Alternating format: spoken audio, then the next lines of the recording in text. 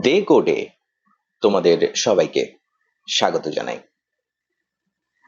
আজকে আমরা যে বিষয়টার উপর আলোচনা করছি সেটা হলো কর্মব্যস্ত এবং সাংসারিক জীবনে মানসিক শান্তি কিভাবে আসবে, যাতে নিজের লক্ষ্যে অবিচল থাকা যায়।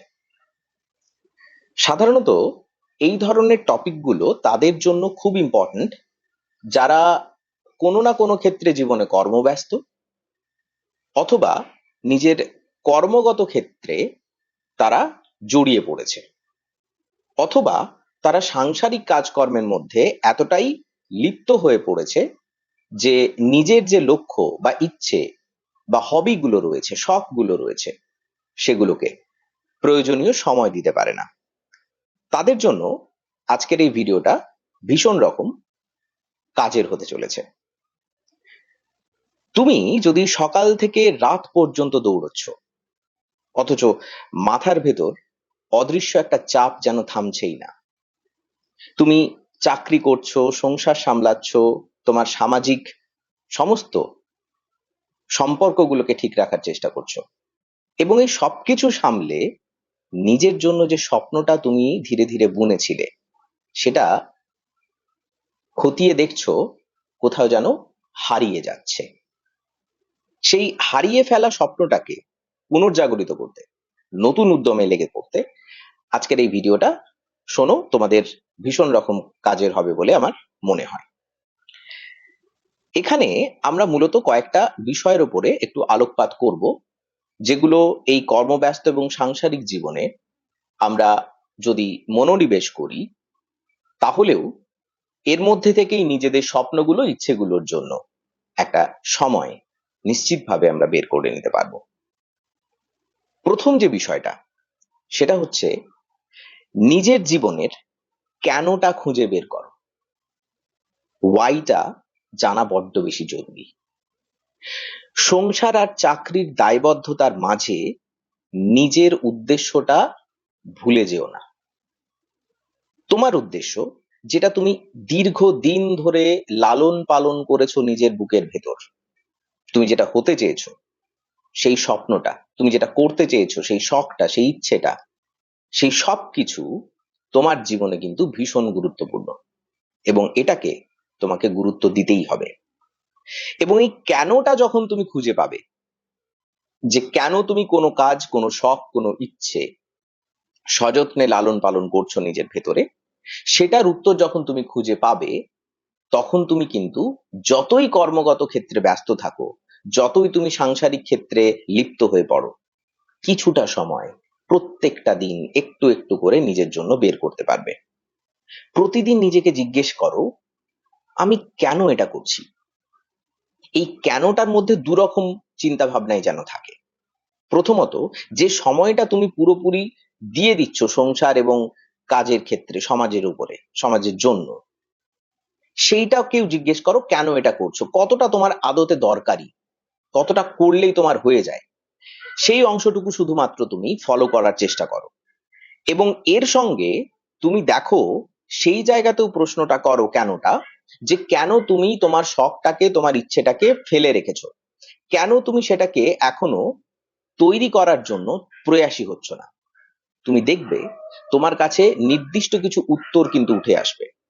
যখনই তোমার কাছে নির্দিষ্ট কিছু উত্তর উঠে আসবে, তুমি সেই উত্তরগুলোকে সিরিয়াসলি দেখো এবং সেই উত্তরগুলোর উপর কাজ করা শুরু করো। লক্ষ্য না থাকলে মানসিক শান্তি কিন্তু আসবে না। একজন লক্ষ্যহীন মানুষ কোনোদিন মানসিক শান্তি পেতে পারে না, কারণ সে বিভ্রান্তের মতো এদিক ওদিক ছুটছে। খেয়াল করে দেখো, খানিকটা তুমিও কিন্তু বিভ্রান্তই হয়ে পড়েছো।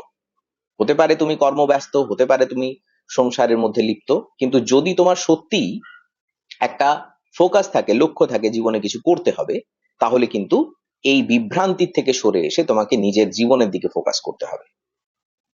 দ্বিতীয়ত, সব থেকে ইম্পর্টেন্ট যে জিনিসগুলো, সেখানে তালিকা করে বা লিস্ট বানিয়ে আমরা কিছু করতে পারবো না। আমাদের এটা প্রাধান্য দিতে হবে সব থেকে গুরুত্বপূর্ণ জিনিসটাকে। কোনোদিন আমাদের শখের তালিকা তো হতে পারে না, আমাদের লক্ষ্যের তালিকা হতে পারে না। আমাদের লক্ষ্য বা শখ বা ইচ্ছে বা আগ্রহ একটাই হতে পারে, যেটা সত্যিকারে আমরা ভেতর থেকে নিজেদের জীবনে ইমপ্লিমেন্ট করতে চাই। তো কাজের চাপ থাকবে, কিন্তু সবকিছু একসাথে করলে মাথা কিন্তু ভর্তি হয়ে যাবে। তুমি তখন আর তোমার মাথা ভালোভাবে কাজ করবে না, এবং মাথা ভালোভাবে যদি কাজ না করে, তুমি শান্তিপূর্ণভাবে সেই জিনিসটাকে শেষ করতে পারবে না। এবং এই জিনিসটা সব থেকে ভালো হয় যে তোমার জীবনের প্রায়োরিটি বা অগ্রাধিকার কোনটা সেটা বুঝে নিতে একটা লিস্ট বানিয়ে নাও, যে আমার জীবনে এইগুলো হলো আগামী 5 বছরের লক্ষ্য। এই জিনিসগুলোকে তুমি একটা তালিকা তালিকায় লিখে ফেলো, এবং এর মধ্যে সব থেকে গুরুত্বপূর্ণ তিনটেকে বাছো, এবং পরবর্তী 5 বছর মন প্রাণ দিয়ে এই তিনটে জিনিসের উপরে নিজেকে আত্মনিয়োজিত করে দাও। যখন তুমি এটা করবে, তুমি দেখবে বিভ্রান্তের মতো এটা ওটা করার থেকে তুমি অনেক বেশি কনসেন্ট্রেটেড এবং মনোযোগী বা ফোকাসড ওয়েতে যেহেতু তুমি কাজটা করছো, তুমি কিন্তু খুব ভালোভাবে সেটা কাজ করতে পারবে এবং তোমার ফলাফল ইতিবাচক আসতে শুরু করবে। তৃতীয়ত, প্রত্যেকদিন কিছুটা সময়, এটা আমি সবাইকে বলি, অন্তত 15 মিনিট একটা শান্তিপূর্ণ জায়গাতে নিজের সঙ্গে বসো। এবং এই শান্তিপূর্ণ জায়গাটাতে নিজের সঙ্গে বসার অর্থ কিন্তু এটা নয় যে তুমি এক্সপেক্টেডলি মেডিটেশন করবে, তুমি নাও করতে পারো। কিন্তু যখন তুমি নিজের সঙ্গে বসবে, নিজের জীবনের যে চিন্তাগুলো সেগুলোকে নিয়ে একটু ভাববে, একটু সময় দেবে নিজেকে, তখন তুমি বুঝতে পারবে যে তোমার এই নির্জনে চুপচাপ বসে থাকাটা আসলে তোমার মন, স্নায়ু সমস্ত কিছুকে কিভাবে শান্ত করছে, এবং তোমার লক্ষ্যটাকে ধীরে ধীরে থিতিয়ে আনছে, যাতে করে তুমি স্পষ্ট দেখতে পাও তোমার লক্ষ্যটাকে আগামী কয়েক বছরের দূরত্বে। এইটা যখন তুমি রেগুলার বেসিসে করবে, নিয়মিত করবে, তখন তোমার জীবনে একটা ইতিবাচক প্রতিফলন আসবে, এবং এই ইতিবাচক প্রতিফলনটা তোমাকে আদতে পাড়িয়ে দেবে। তাই প্রতিদিন কিছুটা সময় শান্তিপূর্ণভাবে নিজের সঙ্গে কাটাও। চতুর্থত, না বলতে শেখো। এবং এই না বলতে শেখাতে, সত্যি কথা বলতে, কোনো গিল্ট নেই, কোনো ধরনের অপরাধ বোধ, খারাপ লাগা কিচ্ছু নেই। এই পৃথিবীতে, এই পরিসরে, এই সমাজে সমস্ত কিছু তোমার আয়ত্তে নেই। তুমি আসার আগেও এই পৃথিবী ছিল, তুমি চলে যাওয়ার পরও এই পৃথিবী থাকবে। প্রত্যেকটা মানুষ কোথাও না কোথাও অন্য কোনো মানুষের পরিপূরক হিসেবে কাজ করে, সেটা তোমার অবর্তমানেও ছিল, তোমার অবর্তমানেও থাকবে। তুমি যেটুকু জীবন এসছো, সবাইকে সমস্ত কাজ করে দেওয়ার জন্য আসোনি, সবাইকে সবকিছুতে হ্যাঁ বলতে আসোনি।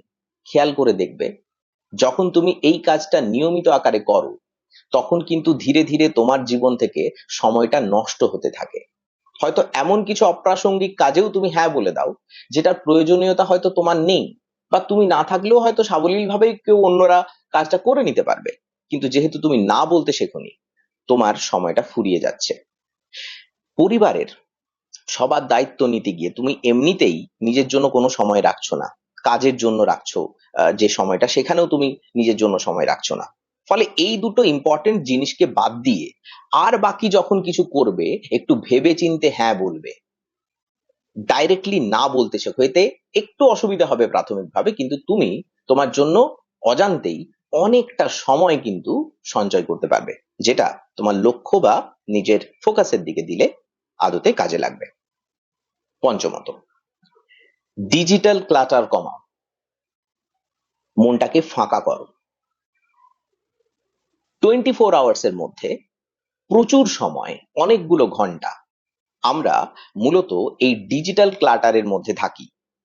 ফোনের notification, WhatsApp group, Facebook scroll করা, এগুলো শান্তিটাকে না খেয়ে ফেলে।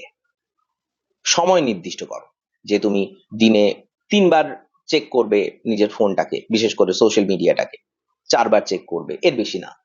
এবং যখন চেক করবে, তখন তোমার আদতে কোনো কাজ নেই, তুমি আদতে সেই সময় নিজেকেই দিচ্ছ।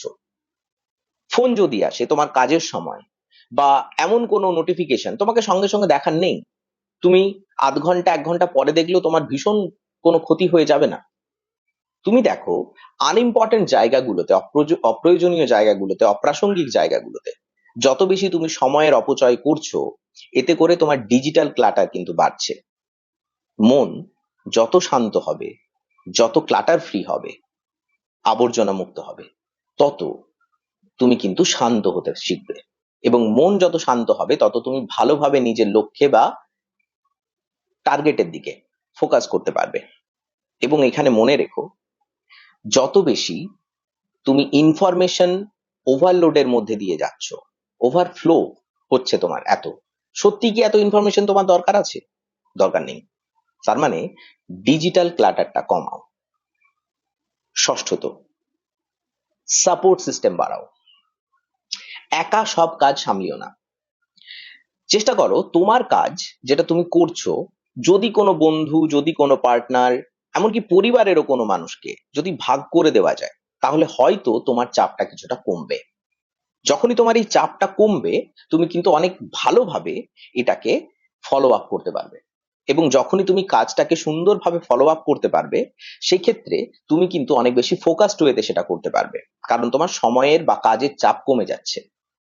এই ক্ষেত্রে ইমোশনাল একটা সাপোর্টও অনেক সময় কাজ করে, বিশেষ করে পরিবার এখানে ভীষণ হেল্প করে। চেষ্টা করো পারিবারিকভাবে সেই ইমোশনাল সহায়তাটা পাওয়ার।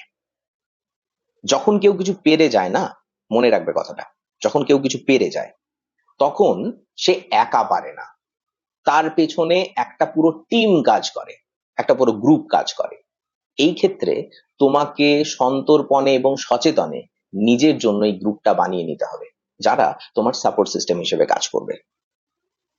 সপ্তমত, নিজের উন্নতিকে ছোট মনে করো না। আমি অনেককে দেখেছি যারা অনেকটা চেষ্টা করে সামান্য কিছুটা এগিয়েছে এবং তারা মনে করছে তারা ব্যর্থ। তোমরা যদি একটু চারদিকে ঘুরে তাকাও, তুমি দেখবে তোমাদের থেকে খারাপ পরিস্থিতিতে অসংখ্য মানুষ আছে। তাই তুমি যেখানেই থাকো, যেমনই থাকো, যেমন পরিস্থিতিতেই পৌঁছও না কেন, নিজেকে সেলিব্রেট করতে শুরু করো। যখন তুমি এটা করবে, তুমি নিজের জন্য একটা ভালোতর ভবিষ্যৎ তৈরি করবে। হয়তো তুমি আজ একটা ছোট কাজেই অগ্রগতি করছো, সেটা উদযাপন করো। 1% উন্নতি প্রতিদিন মানে 37 গুণ উন্নতি বছরে। এটা একটা কম্পাউন্ডিং এফেক্ট বলে। সুতরাং একটু একটু করে উন্নতিটাকেও নিজের আনন্দের একটা গুরুত্বপূর্ণ সমাহারের মধ্যে রাখো। শান্তি আসে তখনই যখন তুমি নিজের ছোট ছোট সাফল্যকে উপভোগ করতে শেখো, উদযাপন করতে শেখো। এতে তোমার আত্মবিশ্বাস বাড়ে।